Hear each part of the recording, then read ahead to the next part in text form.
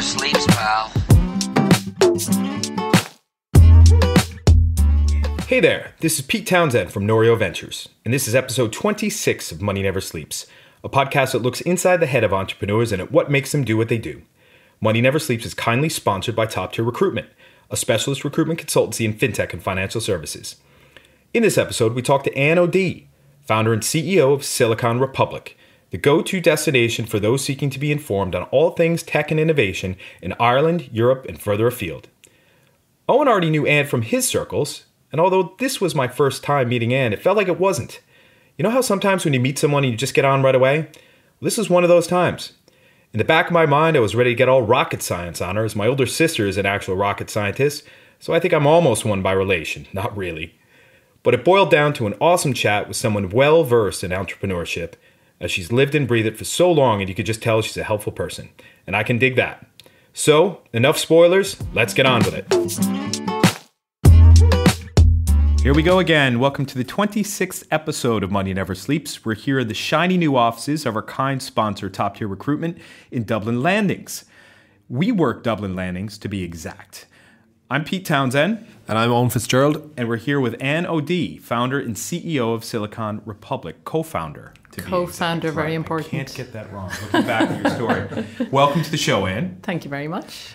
So it's great to meet you. This is our first time shaking hands, like we did just a few minutes ago. Yes, and I think with Silicon Republic, with where you are in the industry, I think a lot of folks will know of you. And a lot of folks like me generally will click on your stuff when we see it posted in LinkedIn. But I have to confess that this morning was the first time that I put in my email address for your weekly email. I love to hear that. So I will be consuming a lot more going forward. But for our listeners, can you just tell us how you got to this point? I know it's been 17 years since you launched Silicon Republic with Brian, right? Brian McAuliffe? With Darren. Darren McAuliffe, sorry. But just tell us how you got here. Oh, gosh, it's such a long story. I'll try and start halfway along, maybe. So I lived abroad for a long time. And when I came back to Ireland, I was working as a freelance journalist and fell very quickly into technology journalism because it was just, pre-dot-com boom and bubble. And it was the most exciting sector to be writing in. I started in property and moved really quickly over to technology and science. And then I met Darren when I was freelance. He was freelance as well. And we started doing, supplements for the newspapers, because the Irish newspapers at that stage weren't writing much about tech and they hadn't recruited their technology journalists and all the rest of it. So we used to do the technology for the newspapers. Then myself and Darren, sitting, I think, in his back kitchen in Kildare at the time, started looking at online. This would be back in the 1990s. I'm showing my great age here, having spent a long time abroad before that. And we decided that our readership, really the people who were really interested in the nitty-gritty of the technology world and, startups, there weren't many of them around at that time, and kind of the technology industry, they were all online. They were the only people who were online, really. So we wanted to do something online. We started with a company called IT News and Media. We launched Silicon Republic, the website, in 2001. But of course, there was no way of making money with an online publication in those days. So we had to keep on the side doing print and doing customer publishing and you name it. And it was really in 2011 that myself and Darren the two founders focused 100% on Silicon Republic. So that kind of gave the site the boost it needed, and we redeveloped it and put a lot of work into the engineering of the background and all the rest of it. So really from 2011 on, and what was we started multiplying in size. What was that trigger? What was... to go full time for this to be all that you do? I'll tell you very honestly, I mean, the recession was the trigger. We were doing all sorts of things, and the recession really focused our minds, and we decided we needed to focus on the strongest thing we were doing, and the strongest thing we were doing by a mile was Silicon Republic. Okay.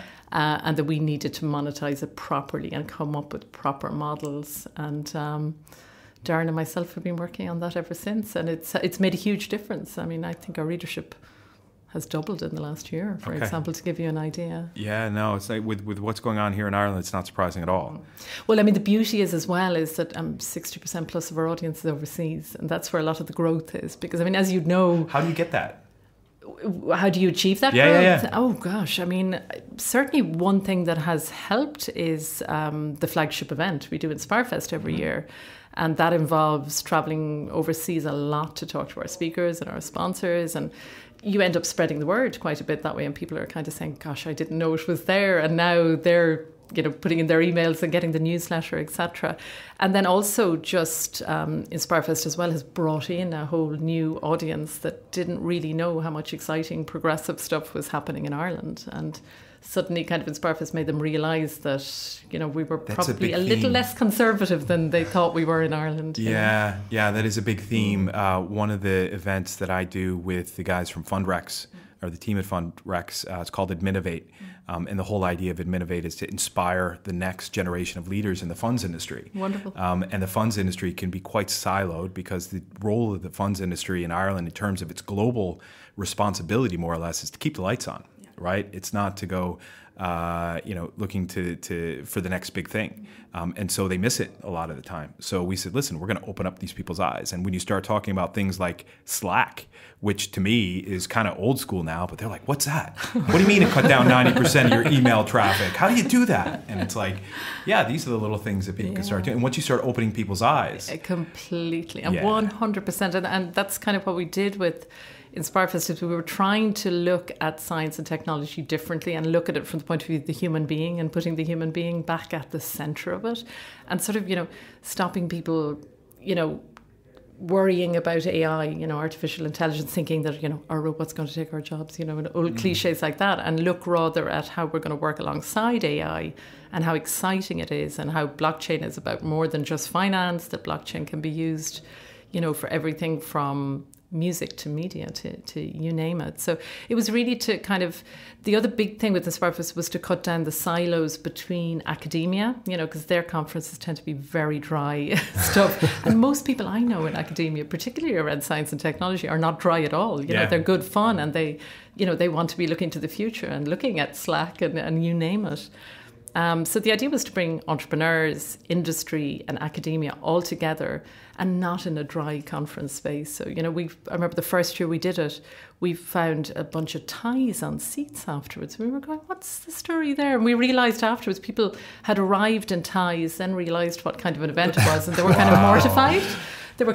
So they were taking their ties off and then forgetting to bring them with them. Oh, yeah. Oh, I found that. That's like a strange signal. They were enjoying themselves. Burn the tie. I know, it's funny. Big bonfire out back, just get everybody to throw them in.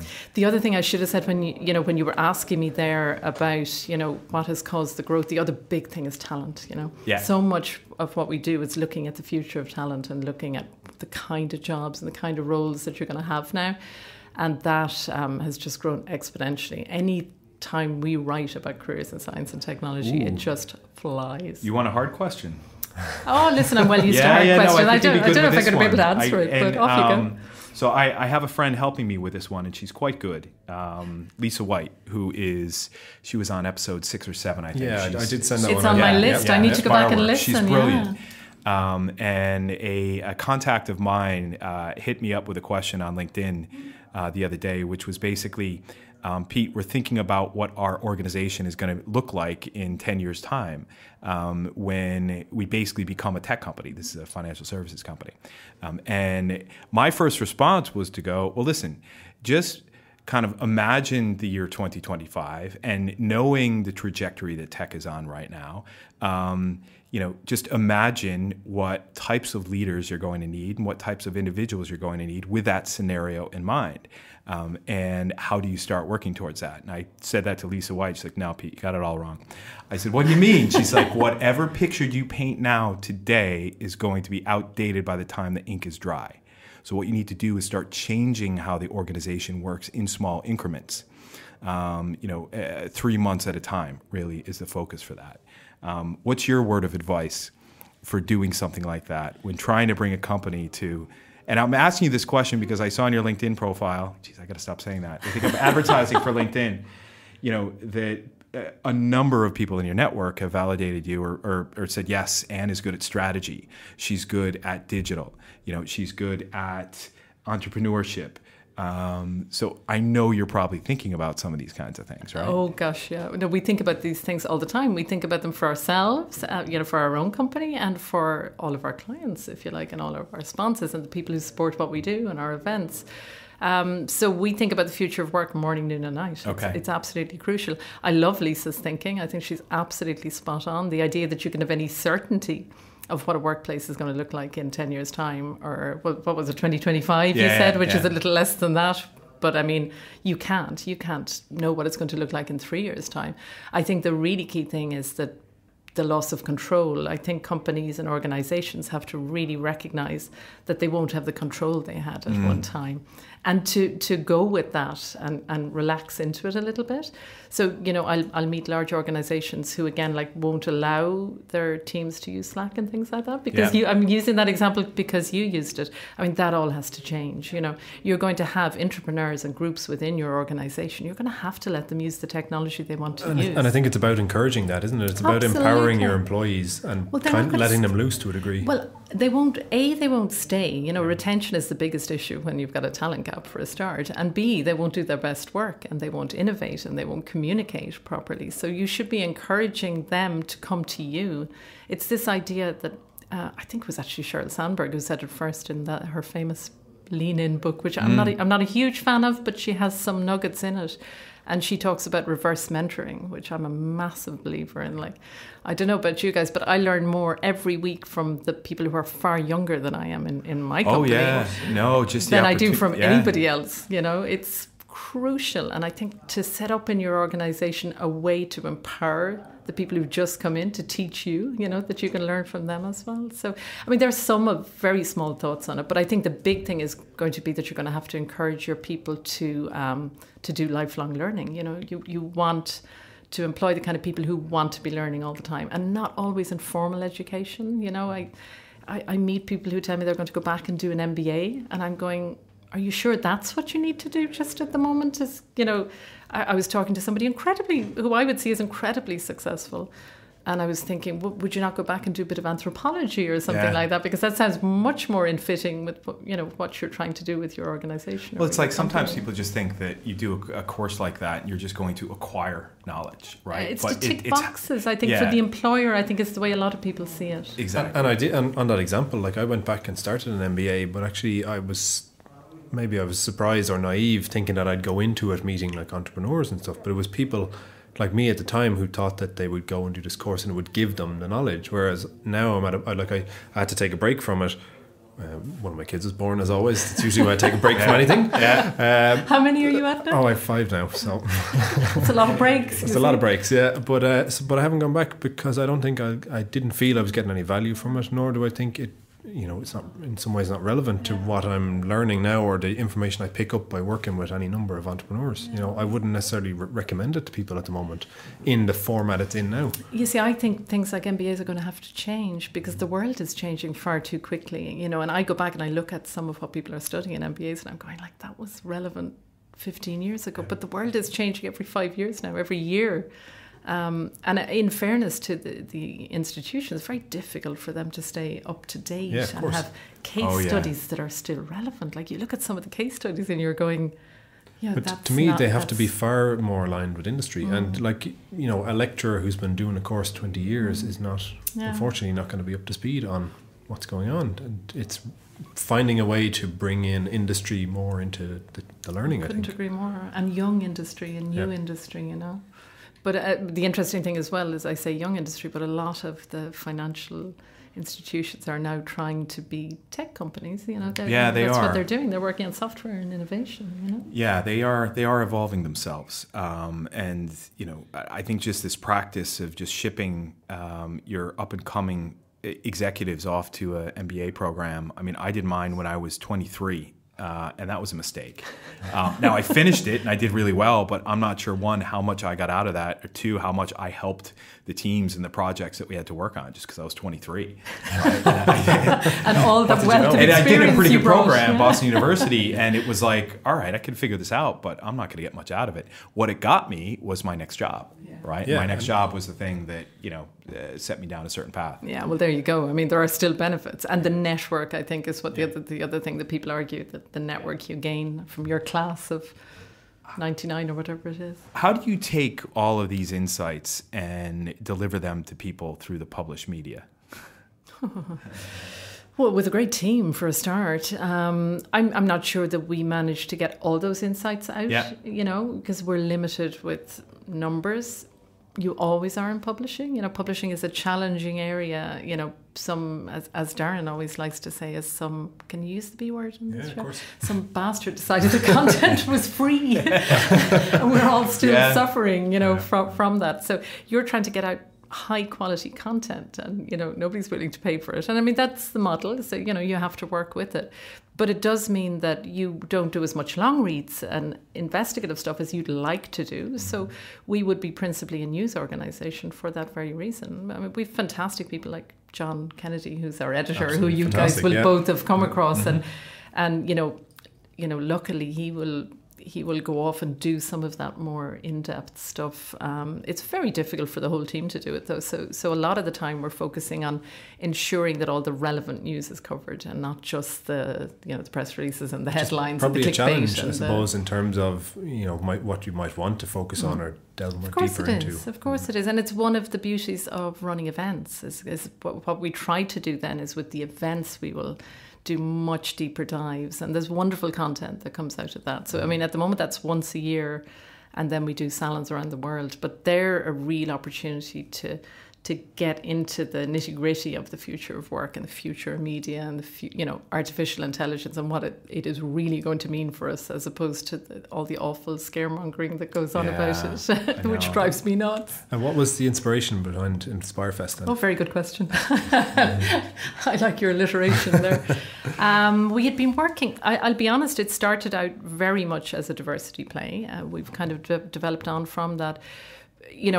I've been working in technology, I suppose, for years and years and years, and I just got a little bit tired of going to events where, everybody was white and male and pale, male, and stale. Yeah, well, no, I don't even like using that expression because it sounds insulting, and I love guys. You're great, but or just a mantle. That's not insulting. No, exactly. Yeah. I mean, it is frustrating to go to events where everybody looks exactly the same, because they tend to say the same things then, because it's, they're talking to the same network the whole time. So even if it's just to shake up how you think, I mean, Anil Dash is one of our speakers in 2019. I'm sure you know the guy who's involved in Trello and everything. I'm so excited. I've been trying to get him over for about 4 years and the dates never worked. But he did an experiment. Gosh, he must have done it 10, 15 years ago. I think Twitter was barely happening. And he did an experiment where he unfollowed his entire network and followed only women for a year. Now, he did that just to see, would it change his point of view? And he'll tell you himself when you meet him in May, I hope. But we might get him on here, in fact. Would be a lovely idea. And I'll say it to him. But he will tell you it completely changed his point of view, and it suddenly made him think differently even about the products they were developing. It's just that idea of, and the same thing when you're talking to people of colour or people of a different demographic background. These are all your clients and your customers of the future if you're a startup or an entrepreneur, and if you're not including those people in the conversation. And you're dead right. So myself and Pete interviewed me on last week's show. I haven't listened yet. Is it published? No, not yet. Okay, we recorded it today, but we were talking about, I suppose, to me, like the amount of meetings that I'll do with people who are outside of what I'm being employed to do, because it's a kind of diversity of thought is the way I look at it. And we spoke about it when we met recently. I'm sure when you set out at the time, obviously it was diversity purely from a gender point of view, but now it's different thinking about stuff, because why should we be limited? And I would find myself that sometimes it's the things that are way out there that might actually be applicable to you if you just think about how you could apply it. Phenomenal. I mean, I find that every year at the event, I literally take learnings back to our own organisation. When we're only a small business, or a relatively small one anyway, it's crucial that you're hearing different voices. And I just think, in Ireland, we're late enough to the game of having new Irish. We were, for years, we were a very sort of white Irish country. It's so fascinating now to sit down with people from completely different backgrounds. Oh yeah, you got to open up your minds. Phenomenal.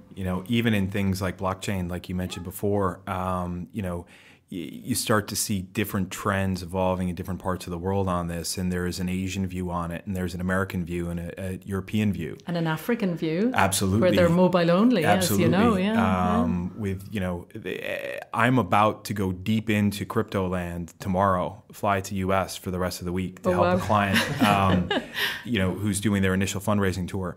And I'm going to get a much different perspective on the whole view around blockchain and crypto, primarily crypto, and what that all feels like. I just can't wait to have those conversations. So I'm already determined I'm going to bring back a top 10. So the top 10 learnings from my trip through crypto land will hopefully be published in the next 2 weeks, right? Excellent. I'm looking for, I might learn something, believe me. But no, I mean, it's just prepping for this trip and seeing how much activity is actually going on at the near institutional level is just really eye-opening, and a lot of people are missing that. We had Shade Brett on last week, the week before last, and he was talking about crypto and digital assets. He has a business here called Gecko Governance, and we really hammered down into that point, and he said it. He said, listen, he's seen it all before with hedge funds, is that initially there's some beautiful exotic asset and there's a boom, but then a regulator comes in, and it just gets added to the arsenal of financial services asset classes. And that's what will happen with crypto. And, there is already a view in Asia that's a little bit ahead of that, right? But the view in Europe is a little bit, and I've always thought the view in Europe on any of these types of things can be a little bit choppy because of all the domestic markets that you have in Europe. And those domestic markets have their own buying decisions and buying behaviors that differs from the rest of the world, right? It's like America's the big melting pot. I'm not going to come up with an analogy for what Europe is, but it's, I mean, this is the big challenge for European companies, isn't it, though? I mean, you launch something in the US or in China, you have a massive market to test it out in. I think it was, what's his name? Founder of LinkedIn. I'm mentioning LinkedIn again. Oh, my God. Reid?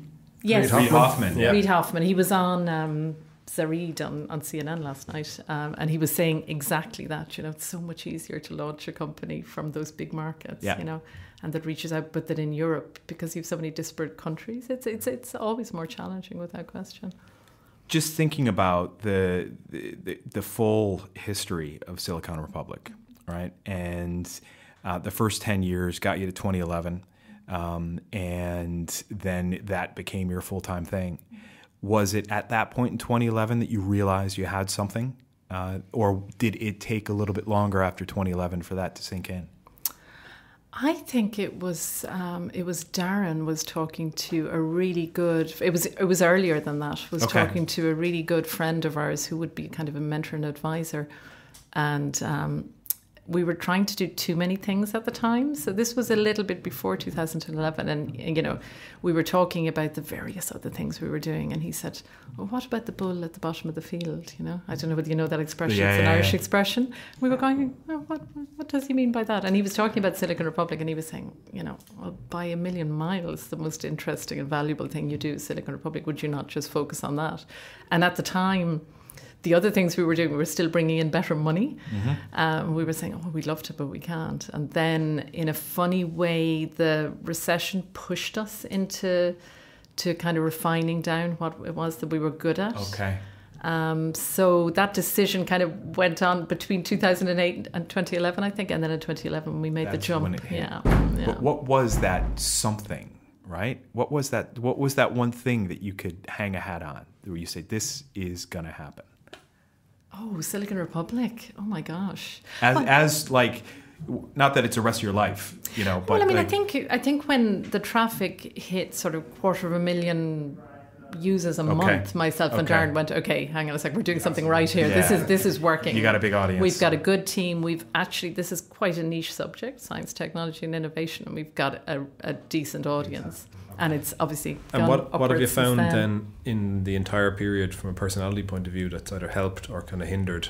What have you learned about yourself on the journey? God. Well, I mean, I learned loads. I mean, I suppose at the very beginning, I mean, the only reason and I am an entrepreneur really is because because Darren would have pushed me to found the company with him. Like, I would have hesitated at the time. I was very comfortable freelancing. There weren't that many of us who were really good on the tech front, so we were all making a mint, you know, just being freelance and being flown all over the world, because that was the way it was in those days.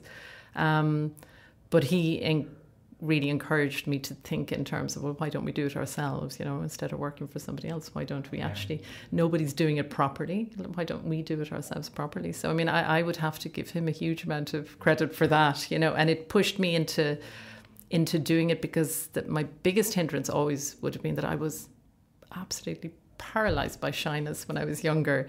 And funnily enough, I think Mai was saying the same thing, like I would be an introvert by nature, so it was a big deal for me to suddenly go from just doing the meetings, bare minimum of what I had to do, you know, to work as freelance, to suddenly getting out there and meeting people, and then ultimately standing up on stage and interviewing everybody from Cara Swisher to, to Cindy Gallop, and being confident about it. So that would be my biggest challenge, was, you know, resisting the temptation to just stay at home and let somebody else do it, you know? Yeah. And obviously you lean a lot on Darren, right? But well, he's amazing. Who else? Who else do you lean on? Yeah, well, we lean on each other without question. God, I lean a huge amount on the team. Like, I mean, I don't even want to mention one or two names. It probably wouldn't be fair.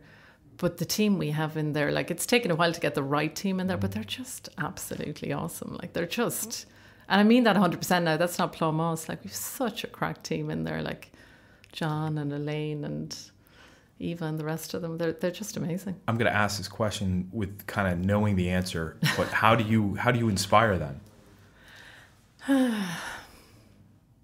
Well, I mean, I think we inspire the team by being values led. You know, we're not, we've never been in it uniquely for the money. We're great believers in business. We don't think there's anything wrong with money or profit or anything like that. We're not social entrepreneurs, but we both would have very strong value. It's very values-led, Silicon Republic. I don't know whether that's obvious from the outside. I suppose Inspirefest makes it fairly obvious, but I'm not sure if Silicon Republic makes it obvious. And people want to work places that have kind of purpose and meaning and value. And I mean, that's why the team work with us. I'm sure they could make twice the money with one of the big multinationals, but they love what they do, and they do it because they know what we're trying to achieve. You know, they know we're kind of trying to change the world in our own small way, and they want to be part of that. And they just get to be themselves. And they 100% get to be themselves. That's really probably the most important thing in management, in my view. I think the idea of not being able to bring your entire self to work just makes me cry. Like, I mean, how do you expect to get the best out of people if they're having to pretend something about themselves? Well, that was the answer that I thought was going to be to the question. Was, how do you inspire people? And I wanted you to just say to be yourself, right? And that's how you do it. You're just Anne, and that is inspiring, right? Yeah. And we all are. We're all ourselves in there. And it's honestly, it's such good fun when you are yourself as well, you know, because it's so much more relaxing. Like, we don't have that much office politics or fights or anything like that, because everyone is just fairly frank, you know. Well, we could sit and talk for hours, I'm sure, but we usually like to wrap up by asking one thing, and that's, what is it that people don't expect to know about you? That I'm an absolute passionate bird watcher, I suspect. Oh, really? Yeah, I suspect people so don't my know uncle. that about me. That's interesting. Shout out to Uncle Doug. Yeah, he's a bird watcher. Hi, Doug. Yeah. How'd that start? Oh, again, I don't know, really. Just always a huge love of nature and biodiversity, and, you know, that probably comes across in Silicon Republic as well. Like, we would be very into the whole area of climate change and the environment and that sort of thing.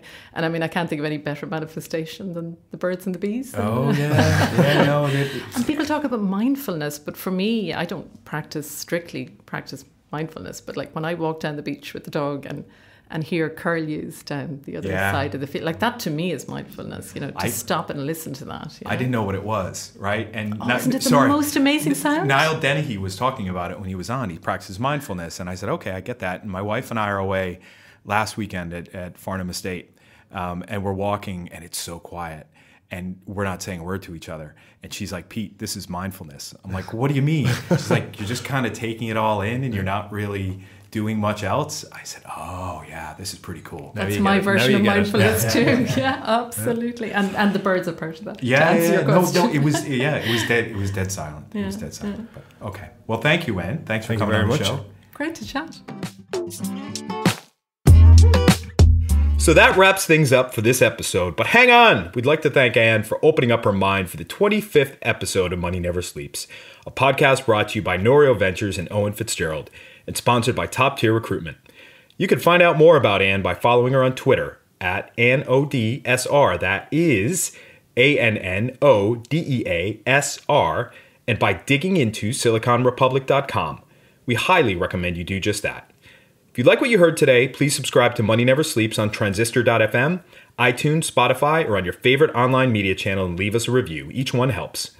You can now access all the Money Never Sleeps episodes through a link on the podcast page on the Norio Ventures website, which is norioventures.com. If you're an entrepreneur with a story to tell anywhere in the world, because we can now record remotely, drop us a line using the contact form on the Norio Ventures website. Besides this podcast, we help founders build their ventures. So check out norioventures.com to learn more and get in touch. Finally, we'd like to thank Conan Brophy from Create Sound for recording and editing this podcast. And thanks to Top Tier Recruitment for hosting us at WeWork's new location at Dublin Landings. Wonderful offices, Paul and Laura. Thanks again for having us. Till next time, thanks for listening. See ya!